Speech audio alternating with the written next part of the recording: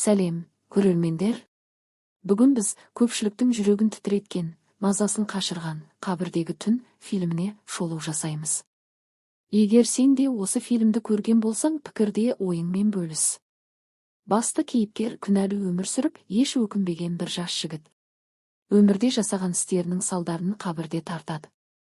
Фильмде біз оның қабірге түскен сәтінен бастап қандай азапқа түскенін, жындармен кездескенін, жаратушы алдында қалай жауап бергенін көреміз. Фильмнің ең әсерлі тұсы қабір ішіндегі көріністер. Қара түнек, тар мекен, жан шошырлық дыбыстар.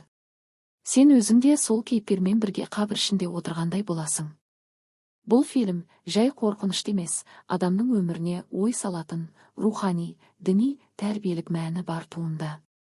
Фильмді көрген адам тек шошып қана қоймайды, ойланады, өз өмірін сараптайды. Фильм неге шошытады? Біріншіден, оқиға шынайы, өмірге жақын. Екіншіден, қабір азабын көз алдыға әкеледі. Үшіншіден, бұл фильм ескерту. Егер өміріңді дұрыстамасаң, ертең не күтіп тұрғанын ұқтырғысы келеді. Бұл басқалар секілді эффектіге құрылған хоррор емес. Бұл жанның шындығын көрсететін қорқыныш. Фильмнен қандай ой түюге болады? Әрбір ісіміз үшін жауап береміз.